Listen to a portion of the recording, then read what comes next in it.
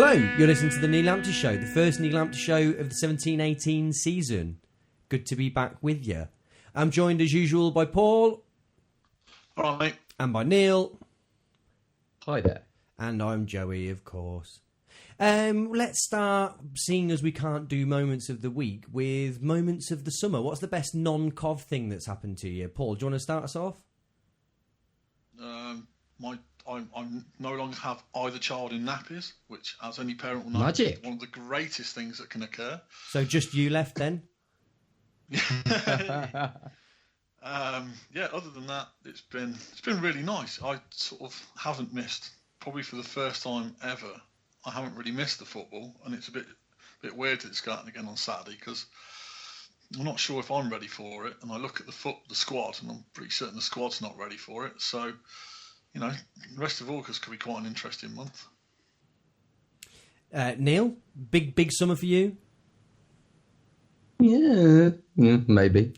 I don't know. Yeah, the best non-Cov thing I did. I went to the Open because I only watch football most of the time, so I'm a bit of uncultured sod when it comes to these sports. But I went to watch the golf the other week, and I thought, it's going to be nice and sort of, cultured because it's golf, isn't it? Everybody's nice and relaxed. There's a lot of people from Liverpool there shouting, being quite sweary. So, but it was good. I just didn't quite match what I thought golf was going to be like. But no, it's quite nice to see another sport for once. I'm a bit rubbish when it comes to watching other sports. Yeah, I don't really understand other sports particularly well. I don't really get football at the best of time, but it's the closest I come to getting a sport. The second closest, the only thing that I did this summer, I was really racking my brains because I sent this question around last night. I don't think I've done anything since we last spoke. The closest I've come to doing anything is relentlessly watching Star Sixes, the over. Oh 40s. Yeah, which has just been absolutely fascinating because it's like so much of it. I taped them all and I've been slowly getting through them bit by bit, and just the level to which some players who are like 50 still look like they could do it, and then players like Gerrard who you just think, wow, you're clapped out but big time. Yeah, but I loved it. It was really, really fun. Then the sort of level down football-wise from that, to kick us straight into real-life Cov stuff, was the one pre-season game that I went to watch, which was, again, really confusing in that it was at Nuneaton, but wasn't against Nuneaton. But it doesn't matter how many times I tell myself that, I still keep thinking it was. I saw the game where we played Liverpool's kids. Brief mention for Liverpool's kids, by the way. Like identikit robot nothing footballers. The only player that I recognised was Lloyd Jones. I know. But I think he's been on loan somewhere. But they looked really unspectacular. But then we didn't, especially. So I thought I'd give you a bit of a rundown of the new players because that'll be the bit of experience that we'll have got of seeing them. First off, Brian in goal. He didn't really have a great deal to do, but that was phenomenally vocal. I mean, it helps that it's a smaller crowd and a smaller ground and everything, but I haven't heard a keeper bawl like that since peak Joe Murphy. I would actually suggest that he was post Joe Murphy in his vocality, but wasn't really tested. Rod McDonald, likewise, not really tested. Looks like a sort of tall defender. I've really got nothing more to say about accurate. His performance particularly. Willis seemed to do most of the dog work. McDonald looked like he was tasked with taking things out of the air while Willis swept up around him, which you'd think that makes sense, doesn't it? But in a game that was 0-0 without much of a test, this is kind of the maximum summation I can give to these players, unfortunately. Vincenti, what are we going for there? Let's get out of the blocks on this one and pin down a pronunciation that will change every time. I'm going to end up with Vicente, I think. You're going with the soft C, Paul? I'm going with Vinny. You're going with Vinny, or maybe Pete. Yeah, Pete. That's the best that we can hope for you.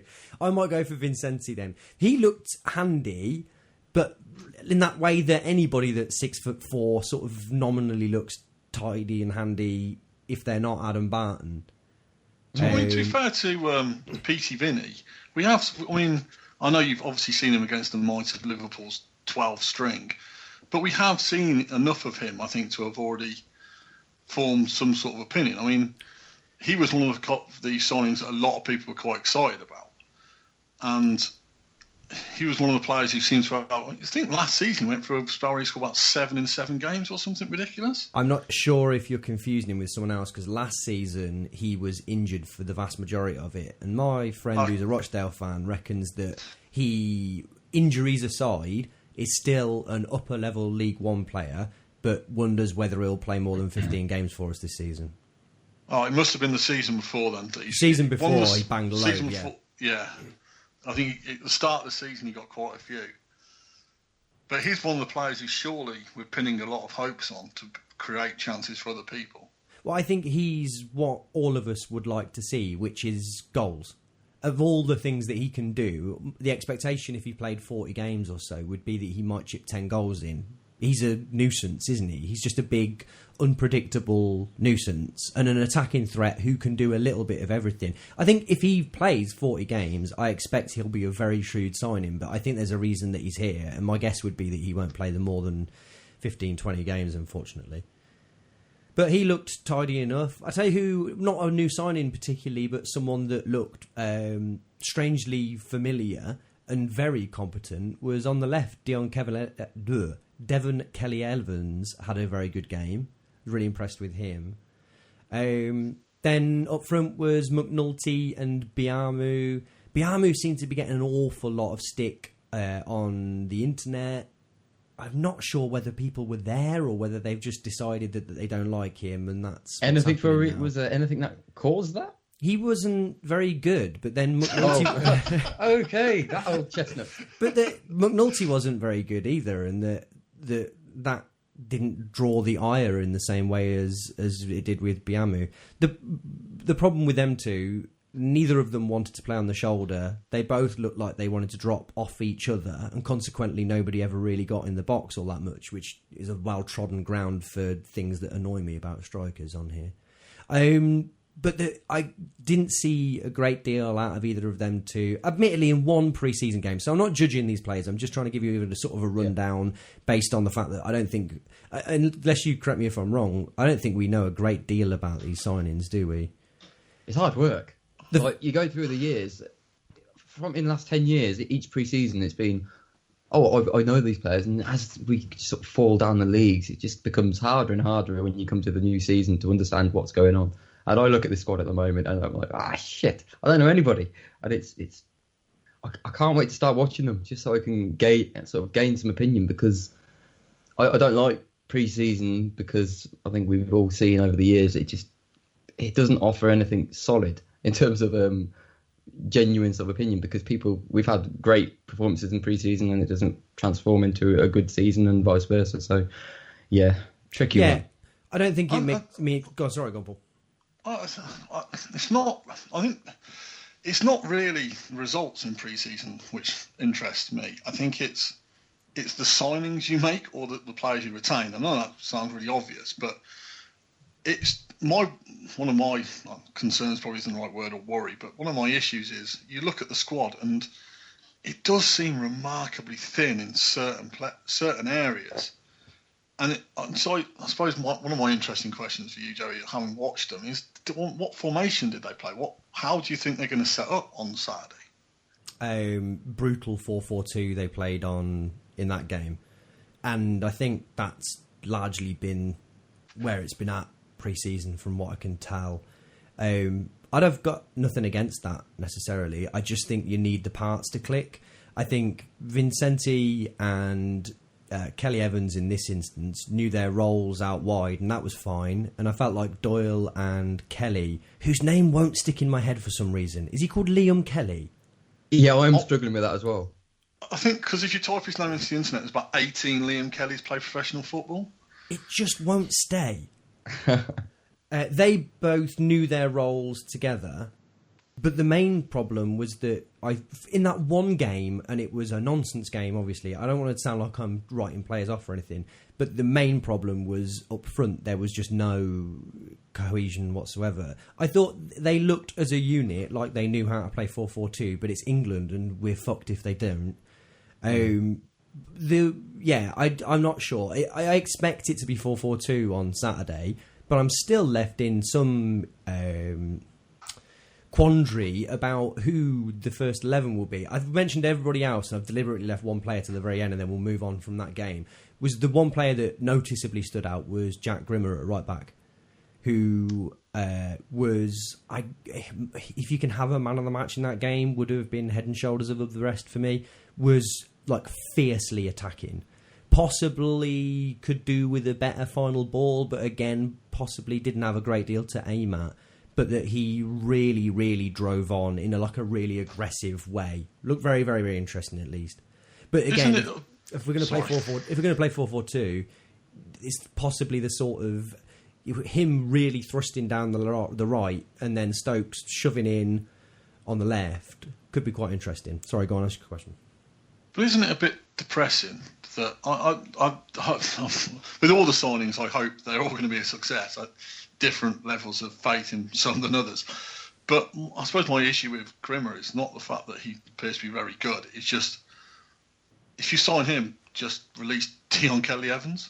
It seems one of those positions where we've bought a first teamer and we've cut out someone who, in my opinion, deserved a decent chance this season. And it seems a shame for Dion Kelly-Evans that what he showed last season, he's not going to be able to build on that. And for me, I'd have kept Kelly-Evans as first choice and brought in a sub for him rather than bringing in a first choice right back and stunting Dion Kelly-Evans further.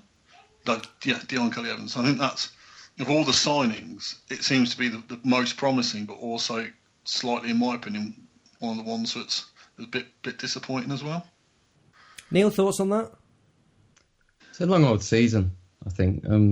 I don't think we can have it both ways almost. I know what you're saying about obviously picking out a first team and giving the backup for him, but we've got, as far as I'm aware, the biggest squad in the league, and we've got backup in most positions, and there's just one position where actually you've got what you want almost. You've got two capable players, and he's also 20. He's not going to waste his career if he spends a year still learning his trade, and I'm sure he'll get on the pitch. I mean, I would prefer to see him starting because I like Dion Kelly-Evans, but I don't think he won't get any games this season. I'm sure he'll get plenty. Yeah, I'm kind of with you. I expect that there'll be enough room for both of them to play enough. I think if you look at the fact that you could almost argue there's a similar thing with Stokes and Haynes, is that you'd want one of them to be first choice, and by virtue of the fact that they can't both be, one of them won't play enough games this season. But I'm glad that we've got both of them, because I think you did an interesting thing before this pod tonight, Paul, where you were saying who were our best centre-backs in League One.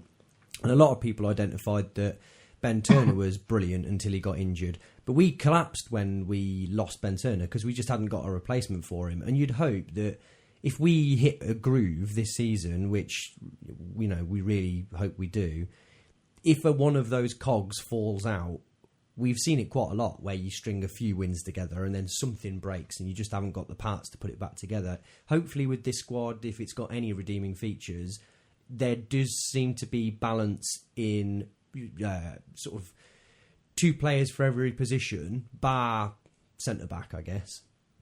Yeah, that's it, isn't it? We're not really sort of living in the context of League Two, are we? We're still thinking from the olden days when actually, if you compare our squad to others, and if you look player by player, we do have that kind of that breakdown of backup, but quite handy backup in most positions, which is something that I just looking at pure numbers, we have that, and a lot of the other clubs in this League Two that we're about to enter, don't have. And it's just, unfortunately, we've lived in a world where you almost expect better, and every other club's got that similar thing, but then you've got this bench, which is awesome. We're not going to have something quite the same this year, but I'm sure I think we've got the depth. Saying that based on the fact I've not seen hardly any of these players, but numbers-wise, it seems to click. So I disagree with that. I don't. Which bit? Well, we got three first choice goalkeepers, Burge, O'Brien, and Reece Charles Cook. That's fine. That's overkill. Yep. Yeah, and we only have 3 centre halves, and we only actually have 3 central midfielders. If Doyle broke down because he's 36, we're only left with Ben Stevenson and Liam Kelly. That's it. We don't have any other. We have no other central midfielders other than proper kits. That's how everybody else is playing. They're playing at the same level, aren't they? You look, their squads. Some of them are playing with they've got 7 midfielders. That'll have to do them. It's not like, I don't know if we're being a little bit greedy and expecting perfect squad for this level. It just seems like we want a player for each position and then backup. I mean, all the other teams in this league aren't having that luxury. So it's not like, I know it's not ideal, but it's not like we're missing out by not having that. The thing, to be honest, I haven't really looked at anyone else's squad. I'm focusing mainly on ours. And again, if Peter Vincenzi goes down, we don't seem to have another right winger in the squad or right midfielder. We've got 4 centre forwards, and George Thomas, we don't know what's happening with him, and Jordan Pontatelli. So that seems to be fine, but everyone seems to be asking for another striker. But it's difficult until we see them play. I would like to have seen us brought in another centre half. I still don't rate Jordan Willis. I think if Jordan Willis was that good, we wouldn't even be discussing him because he would have gone somewhere else. So it's interesting that we haven't really brought in a sort of 28, 29-year-old proper thuggish centre half. That I'd be slightly happier going into the season if I knew we had a complete dominant centre half. And just looking around the squad, I just think and my other major worry is goals and serious lack of goals and creativity, which I think, having been through it twice before where we've been relegated and gone into the season with a bit of optimism, I can see a lot of teams come into the Rico this season and really parking the bus. And I'm not sure if we're going to get out of this division, we're going to have to score between probably 60 and 80 goals this season. And it's not, we need a 20-goal season striker. We need goals from all around the team. And I just don't. My worry is I don't see goals. I don't see 20 goals coming from that midfield at the moment. So it's just, I think I'm trying to temper my own optimism, but I just, having gone through it and knowing that a lot of the teams we played against have been promoted and relegated in the last couple of years, and they're really used to sort of bouncing between League One and League Two, and we're not used to going through a really long spelled winning streak. And when teams like Crawley come to the Rico, do we have the players who are going to break them down and win us those games? And I know what you're saying, we are in League Two, I understand that, but I'm just worried that I don't see a lot of entertainment in us. No, I think that is pretty certain. I don't think this is going to be a swashbuckling side whatsoever. I don't think in any carnation that you could put the players in that squad together, I don't think it's going to be Jacob Murphy, Adam Armstrong or whatever. But maybe it's League Two. Maybe you just don't get that really at all. And I would... Well, I do remember... Sorry, go on. No, I'm just thinking about the whole judging it, because I do remember that first game against Wigan, and we felt like we didn't have a striker on the pitch, or we didn't have goals on it. We were looking at Ramirez, Maddison, Jim O'Brien, Fleck, Vincelot. We were looking at, and obviously you had Armstrong on the right, but we didn't know him. And I just think it's so difficult. But if you look at it, you've got Jody Jones. I know people slag him off, but he's got the potential to be something quite special. I think you've got Ben Stevenson. If you're what I'm hearing about Devon Kelly-Elland, I can't say his name, so I'm not going to bother. It's hard, isn't it? It's really hard. What's going on with that? Yeah, someone called him Jelly Kevin Evans or something like that. I quite enjoyed that one. That was good. But yeah, it's tricky. It's tricky. I'd actually like to hear more from your daughter, Paul. Yeah, she's been an absolute menace. We've actually got first opposition preview of the season to come. I spoke to Dominic, who you'll know as Sideways Sammy, who's at Side Sammy on Twitter, yesterday, and recorded a bit where he was going to talk to us, well, he has talked to us about the Notts County team that we'll face on Saturday. So enjoy that here now. We're back for the new season, and glad to be joined by Dominic, who you may well know as Side Sammy from Twitter and from his gargantuan pre-season review. We normally would just read that review and pilfer it, but for this season we were thinking we'd actually get the man himself on to give us a bit more of an in-depth guide to our next opponent. So thank you for joining us, Dominic. Oh, it's good to be on the show. Another season strapped in for. Let's dig in then. So, Notts County, the first game on Saturday.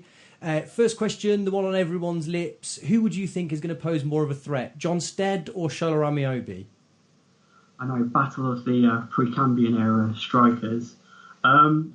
Really, a lot of this Notts County team at the moment is centred around Shola Amiobi's presence in the final third. I mean, he's just sort of, unlike, say, Yakubu, he's sort of one of those experienced signings that came in and sort of just given everyone a lift because he's slightly better than a level despite having lost a step or two of pace. So closer to sort of Joe Cole impact of signing rather than Yakubu end of the spectrum.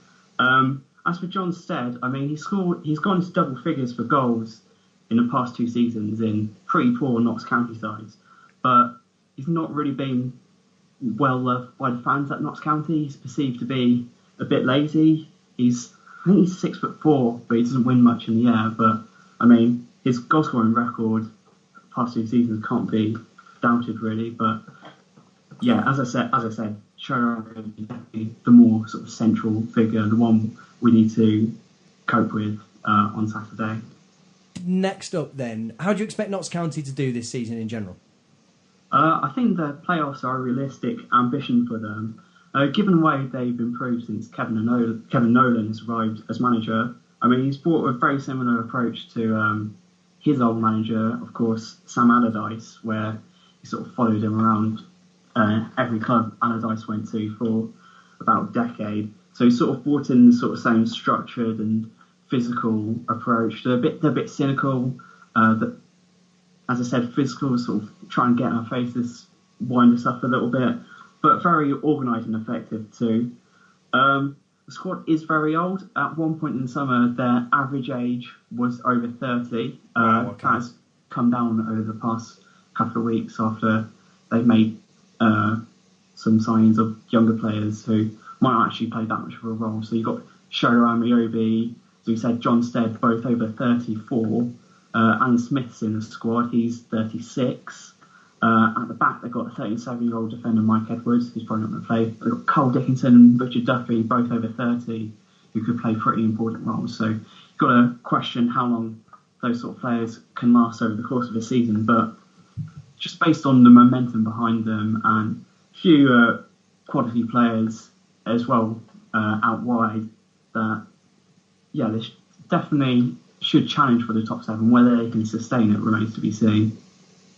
It's remarkable how many of those players have worn sky blue over the years, but I should imagine we're going to see a tremendous amount of that clogging up League Two, won't we?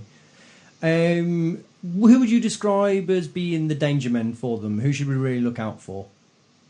So, as hopefully has been made clear, Shola Amiobi is a pretty central player for them, playing up front, sort of that focal point in the attack, bringing players in. But the one major signing that they've made this summer is the return of a player called, well, I've only ever seen his name written down and never pronounced, so it's either Jorge or George Grant, on loan from Nottingham Forest. He came in on loan from Nottingham Forest back in January. He arrives, I think, on the same day as Shola Amiobi and about 6 other players when it had a transfer embargo lifted. And sort of, he's a central midfield player who's quite energetic. He's not the biggest, but he's quite a technically skillful player. And Kevin Nolan made him into more of a winger. And him sort of coming in just off the wing, sort of off a flick on maybe from Sheridan Riobi. He scored quite a few sort of really technically brilliant goals for them towards the end of last season, and he's probably someone who should have earned a move to League One, and Notts County have done really well to keep hold of. Elsewhere, sort of other signs they've made, which I think are fairly decent. They brought in Lewis Alessandra from Hartlepool, who's a bit of an inconsistent player, sort of one of those players who'll just shoot and cut inside and can look a bit wasteful, but obviously when it comes off, it can be really effective. I think he got 9 goals in a Hartlepool side that were relegated last season, so it's obviously someone to watch out for. And of course, in their style of play, sort of having someone who's a bit of a maverick could just add an extra element to their game. Also, they've signed a Gibraltar international called Liam Walker, who's quite an interesting player. He scored some really nice sort of long-range goals in pre-season, and he had a spell at Portsmouth in League One a few seasons ago, where I think he scored about 4 goals in 20 games when Portsmouth were in full-on crisis mode, when they only had players on month-to-month contracts. So I think he's someone who is possibly too good for League Two, or someone who could have a very good season for them. So I think, in all, based on those 3 players, Grant, Alessandro and Walker, kind of got to stop Notts County shooting from long range, because that could be a route to goal for them. So the main things to consider then: the physical presence, making sure that we can block any long range shots off. Anything else specific that you would do in setting us up to counter them? Well, I think, as I've mentioned, that they are quite an old squad, specifically at the back.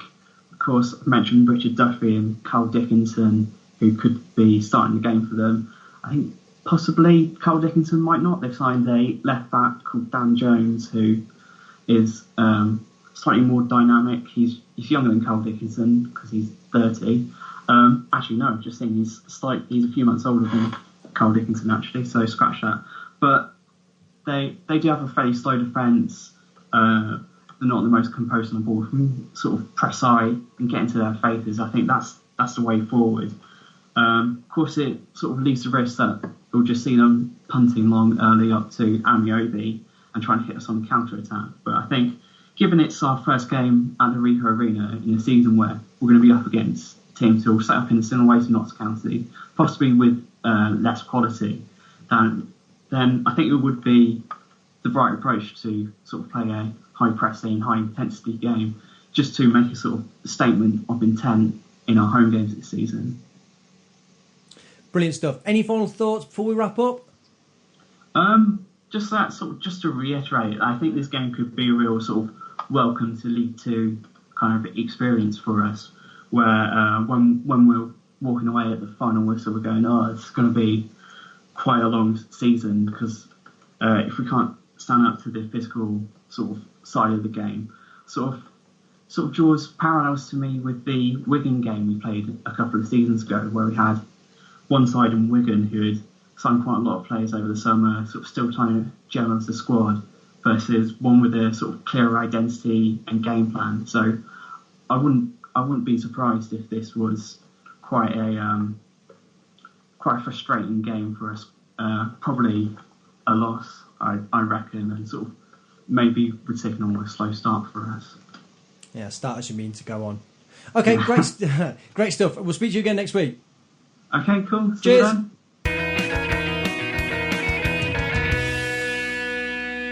And we're back. Thank you again to Dominic for doing that. Remember, you can find him at SideSammy on Twitter. It's absolutely well worth checking out his big, massive season review. Yeah. A big insert word here. Big, massive season review. Right, okay, let's move on then. We want to talk about individual players who have got either a lot to prove this season or that could have a massive impact for us. So we're going to take it in turns to suggest one each. Paul, why don't you get us kicked off? Well, I'm going to break your question straight away and say it's a big season for 2 players. And as discussed previously, I think one of the more interesting things is we're going into the season with 3 first-choice goalkeepers, really. Obviously, Lee Burge was out of contract at the end of the season, and we persuaded him to sign a new 2-year contract. But prior to him signing that contract, we also brought Liam O'Brien in from Portsmouth, who, I mean, if you look at he's been around since like 2010. So he's been around for 7 years, and still only made 54 first team appearances. So he's not coming in with sort of vast amounts of games under his belt, but he is coming in as someone who's going to push, and seems to push Reece Charles-Cook into third choice. And from what I understand, Burge is injured for the start of the season. So Liam O'Brien is going to start on Saturday, tomorrow, whenever you're listening to this. So it's quite interesting that even though I think we're short in some areas, we're going with 3 goalkeepers. And it was one of the first things that Mark Robbins did. I mean, you sort of said that Liam O'Brien's very vocal. I said he hasn't made a lot of appearances. He's quite an interesting one. If we'd have picked someone up who had played 100-odd appearances and was showing how good he was, I'd be a bit more... I don't know the best way to describe that again. I think I'll be a bit more settled with it, but it seems a bit of an odd one. What do you two think? Neil, have you got thoughts on it? Yeah, I kind of agree. It's at this level, certainly. It's quite odd when you've got those 3 keepers, and I never think... I know they're important, but I don't think they're quite as important as we sort of make out sometimes. And they're all pretty sturdy goalkeepers, I'd say. So it's an interesting one. And then you've also got that young Corey Adai as well, who's kind of on the periphery of things as well. So he won't get close, I'm sure, this year. But there's a decent bunch there. So my hunch is that one of them's just going to have to disappear.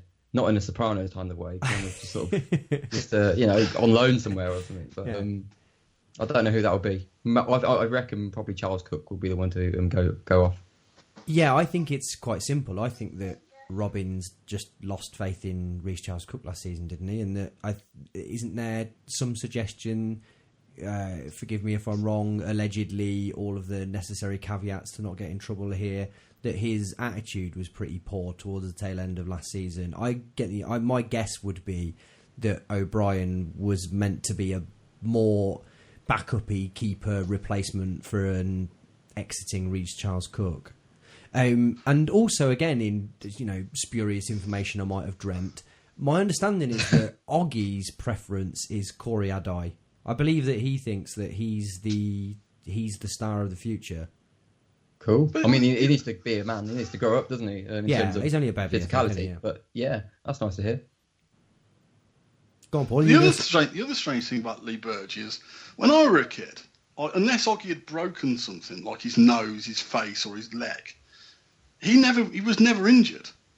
Burge just seems to be one of those players who's just permanently picking up little niggles, which is another reason hopefully Liam O'Brien comes in, has an absolute stormer against Notts County. We might not see Burge again this season, because I know we say, it's a long season, but in essence, it's sort of, we might only play 49 games this season. It's not beyond the realm of possibility that someone might put in and stay fit and get in and not get dropped. And Liam O'Brien could come out of this with a complete free run, because, as you say, I don't think he does trust Reece Charles-Cook, and anyone who went to Oldham away probably also feels the same.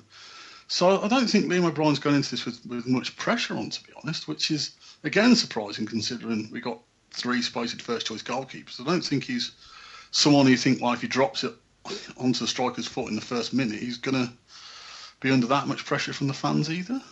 Let me ask this question of both of you. Paul, I'll ask it to you first. If we lived in a sort of utopian dream world where the 3 keepers that we'd got were playing to the absolute maximum of their potential and their attitude was amazing and blah, blah, blah, blah, blah, who'd be your first choice then? I haven't seen Liam O'Brien play. Well, out of the 2 then. Reece Charles-Cook, someone made a really interesting point, a really good point on Twitter, where if you're top of the table, you probably want Reece Charles-Cook. If you're in the bottom 6, you probably want Lee Burge. And I know where he's coming from. I think if you're winning every game, then Reece Charles-Cook. If it's more of a slog and I need someone who's going to bail me out, it'll probably be Lee Burge. Neil? Yeah, I agree with that sentiment. If there is such a thing, Charles Cook is an attacking goalkeeper. Yeah. he's handy, and we saw that when he was in the team. No, I completely agree.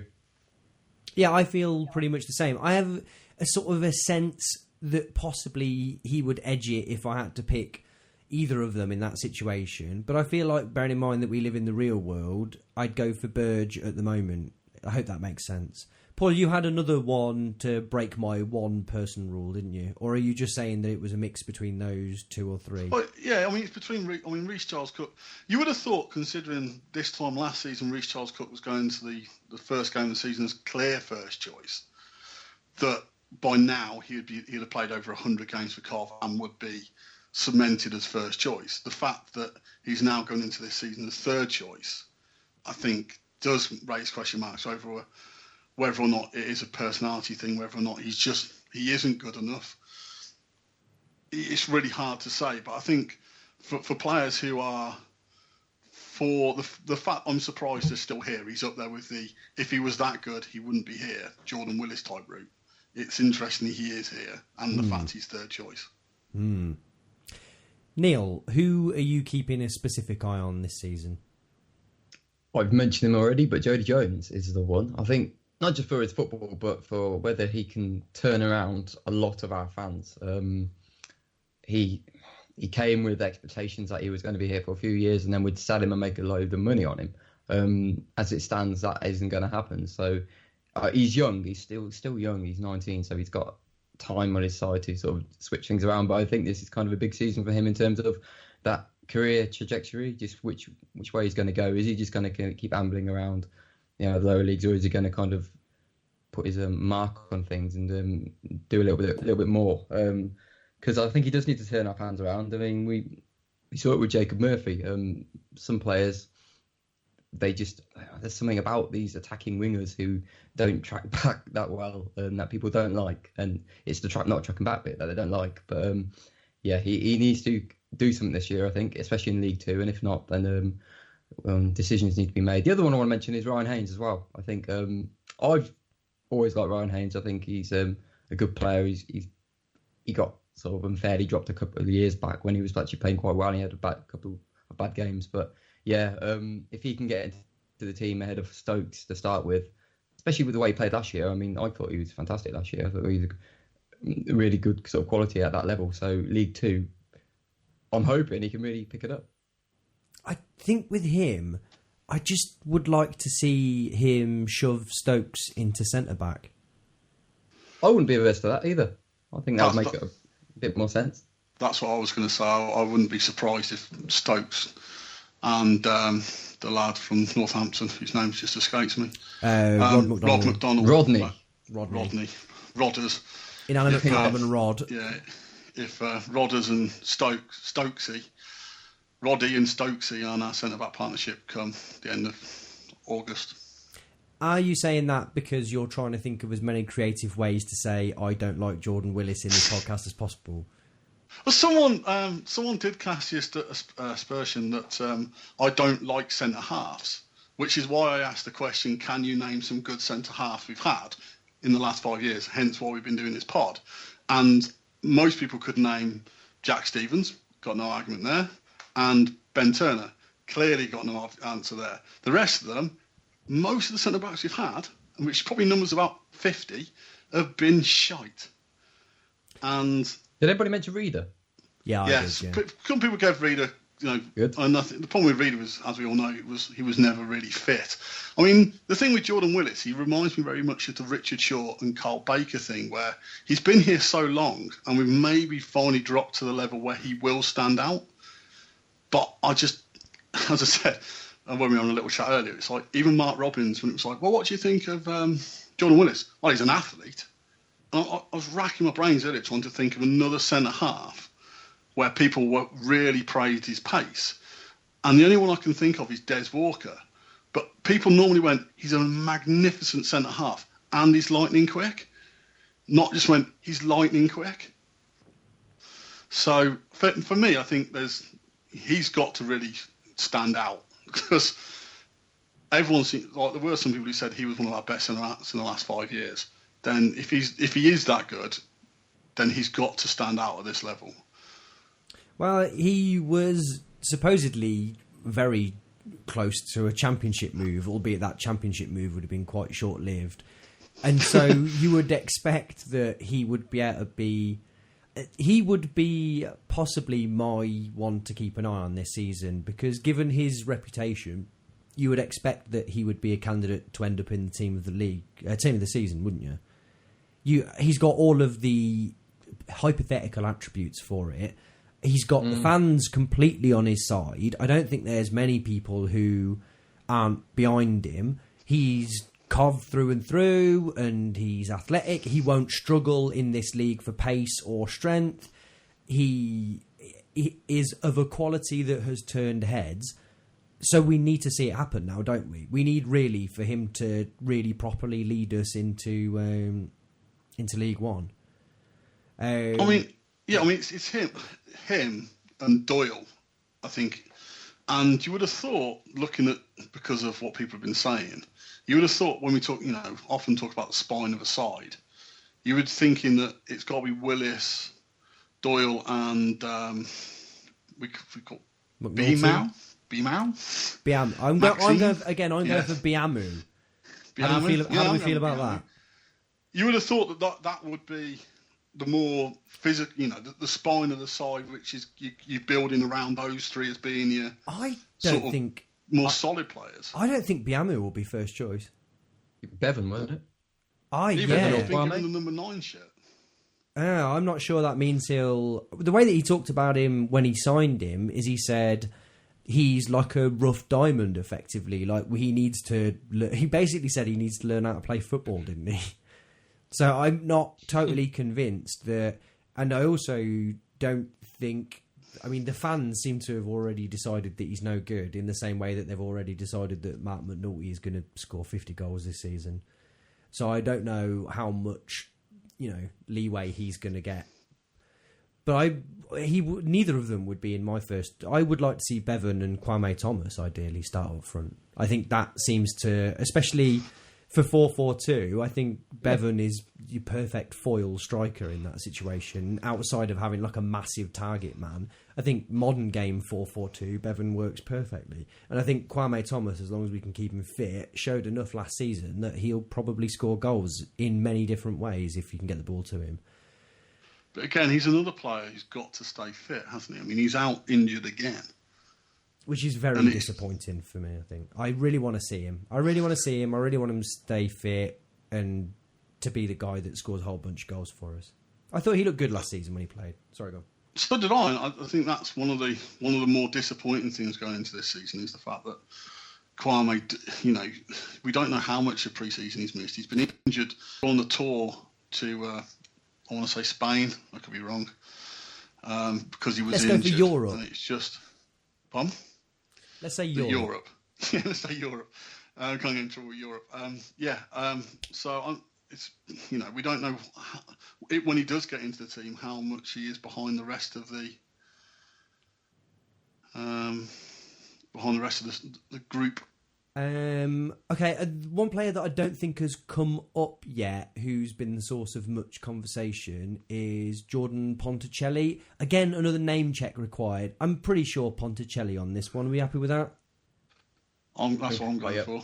I concur. We've had a lot talked about with him. I wondered if you'd care to venture a cliched opinion each before we move on. Paul? I was just going to go with, he's one of our own. Nice. Okay, Neil, anything to add to that? You got to give him time, Joey. Got to give him time. Right? Yeah. I would go for goals are goals at any level. Oh, that's a good one. So I think that's us comprehensively covered the Jordan Ponticelli situation. Nice. Let's do some quick listener questions. I asked for some before the pod. I asked a couple of times. Not many good ones, if I'm honest. Let's up the game, please. First off, Rob Lowell. Hello, Rob. What month will Robbins be sacked in? Neil, care to go for that one? He'll leave us for a bigger club in January. Yeah, once bitten, etc., etc. Paul, do you think what are you expecting? For me, he's up there with this is a massive season for him. There aren't many managers who have almost universal backing. And as we know, the Coventry fans are all expecting promotion. So it's going to be really interesting to see how he copes with that expectation and how he manages to manage the players with that expectation.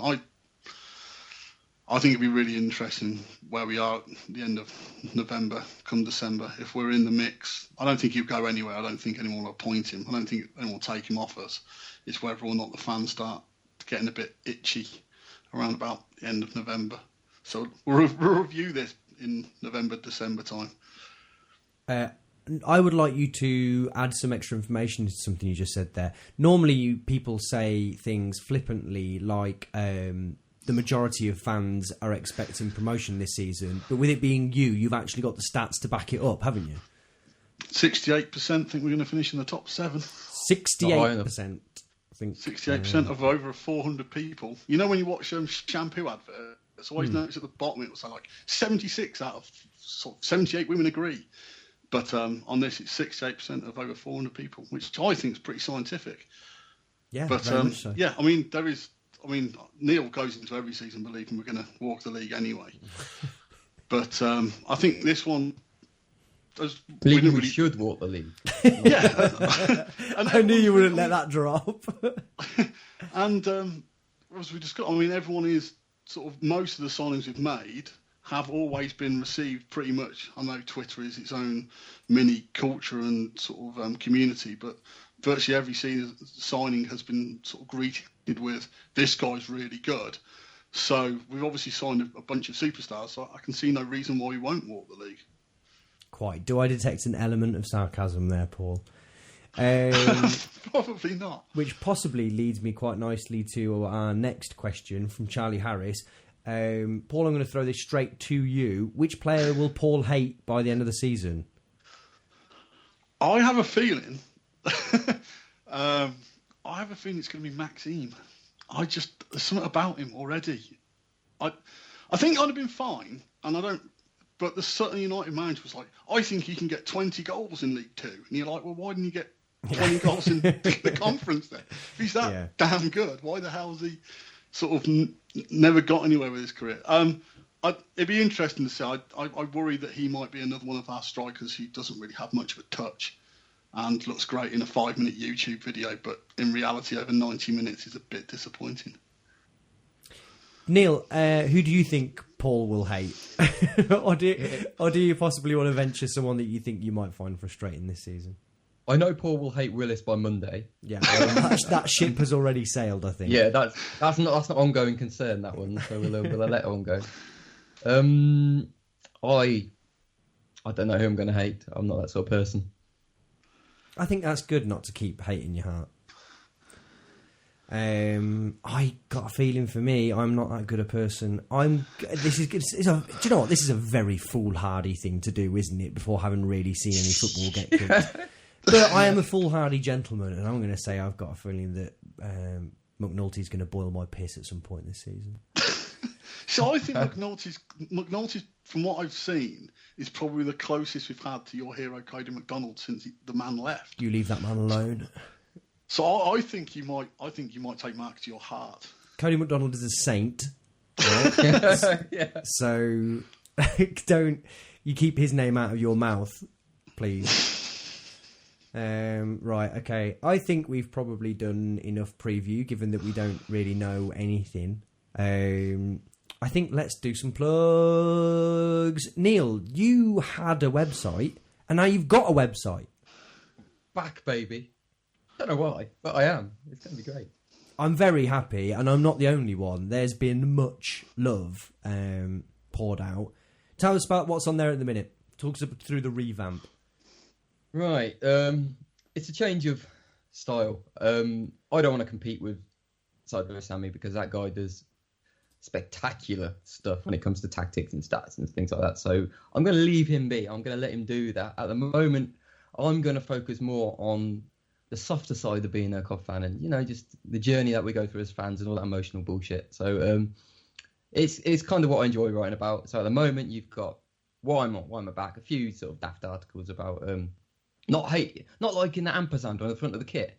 Has anybody read that article I did? I did, yeah. I'm in full agreement. I think it's ruining kits. It's just, I know it's trivial, but bloody hell, it's a horrible, horrible logo. And each time we look at these night kits, I know you didn't like the white one, but even that was okay design-wise. But then you throw this rotten logo on it, and it just ruins it a little bit. But never mind. That's that. I didn't like this one when I first saw it, and I'm increasingly thinking it's the best one we've had in a long time. I actually think the last 3 night kits have been really, really cool. I know that the one in the middle was white, but the design is great, and it was a nice shirt, and I like a football shirt. But it chaps my dick having to pay 45 quid for a shirt. It's getting worse, isn't it? I really, really don't think it's. I've never heard that one before. Chaps my dick. Yeah, well, I think it's the fact that it's probably made for someone who's probably earning $1 an hour, and he's just like, it's a t-shirt. Even with the ethics out of the way, it's a t-shirt. I just really gets on my nerves. Yeah, get over there. I saw the ampersand thing. I always feel slightly conscious of saying anything about the ampersand because I think I vaguely ever so slightly affiliated with one of them, but I can never remember quite why. I don't know whether we're from the same place or that we've got mutual friends or something. I can never quite remember. So I'm going to hold my, I wish them all the best. Are we talking about the said company? Yes. Yes. The Allsops. But I wish them all the best, but I just don't think that logo is doing anything for this shirt. And that's my position as well. I'm sure they're lovely and they're really good at what they do. I especially enjoyed the top 10 loans. That was fun, but I'm kicking myself because I missed out Richard Partridge. And in my mind, that guy has to. He's the king of impact loans, isn't he? And he didn't make the list. And what was I thinking? It was ever thus. I was very impressed with just how meticulous it was. In fact, I thought if that was me, I would have left out much bigger omissions. Thank you. Yeah, I really enjoyed it. You're back with the bang. Where do we find it? SkyBluesBlog.co.uk. Fabulous. We're at neelamptyshow.co.uk. That'll do it. I think. Dominic, his blog is sidewayssammy.wordpress.com. Is that all the plugs we need? We all plugged up? I can't think of anything else at the moment. No, I think that's that I can remember. That'll do. Let's wrap it up, I think. Unless there's any final thoughts? Just a quick one, as we've got other people to predict where you think we're going to finish. Where do you think we're going to finish? Oh, God. Someone else start. Neil? Well, I don't know. But I just think it's Coventry City in League 2. And someone needs to explain to me what these circumstances are which mean that we're not going to be very good this season in terms of club. Because if money's an issue, we're competing with the top 6, aren't we? Top 7, I would have thought. We've got a good manager, haven't we? We've got good players. We've got some decent players in there. And I don't understand why history keeps coming into it. Why suddenly this year? Oh, because we've been poor a few years before. Look at what the squad, hardly any of them played for us before. So it's fresh slate as far as I'm concerned. But isn't that the same every season? Every season we have a whole new team. Every season we're shit. For us, for most clubs. Yeah, especially at this level. I am not that optimistic. I do think that history informs, how I feel about it. I think we'll be mid-table. It informs our mindset, I think. I think it informs the way we feel about the club.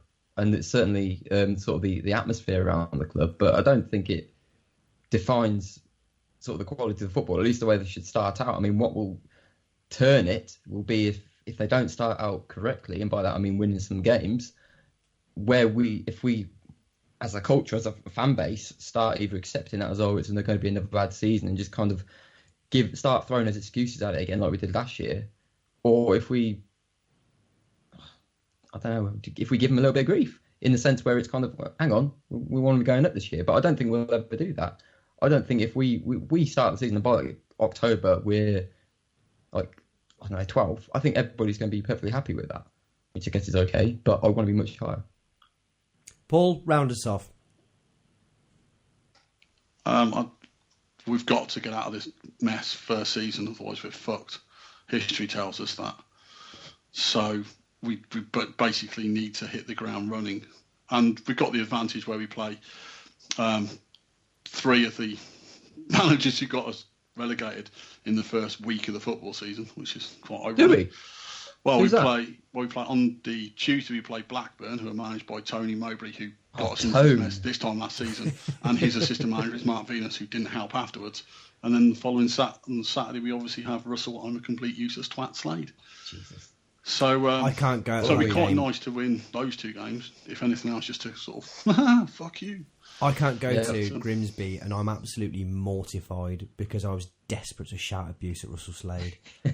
And I never do that. I'm usually the first person to say, oh, they're people and it's real life and everything. I can't see past it. It's just pure red mist. I just don't like him. Just don't like what he did. I'm sure he didn't mean to do bad or whatever, but I just feel like there was a bit of catharsis needed where I stand, especially at what I imagine is quite a small ground where he might really be able to hear me and just be like, I don't even want to, I don't want to call him names. I just want to tell him how I feel. I just want to be like, I don't like what you did. I'd just, it'd be more like, it's like, Russell, come here. I want you to explain some of your interviews, because I think you're passing the buck quite a lot, when in fact you were a major issue, because you were a fucking clueless twat. I'd be, on second thoughts, I'm not even sure I want to shout abuse at him so much as I want to track down Grimsby's chairman and just be like, you have to rethink this. I swear, you have For the good of your club. Please just think, here's some tapes of post-match interviews. Here's some DVDs of our games last season. Just watch it. Just think about it for a second. Okay, that's me done, I think. Right, thank you very much to Dominic for providing the Notts County preview, and thank you, Paul. Cheers, buddy. Thank you, Neil. I've got another plug. Oh, go on, get in there. It's me. And I forgot I did this, but I'm in a magazine this week. Well, this month. Football 2018, I think it is. It's the World Soccer preview or something. But I'm in it, and I really like what I wrote this year. It was like a preview of Cov, and I didn't take it seriously at all. I don't think they're going to ask me again, but that's why you need to get and read it this year. Okay. That's actually just reminded me that friends of the pod, Lonely Season, Laurie Kilpatrick has done the Cov preview for 442, I think, and Tom Furnival Adams did a good one in When Saturday Comes. So check them out as well. Right, done? Yes. It's lovely to be back, listener. Thanks for listening. Bye.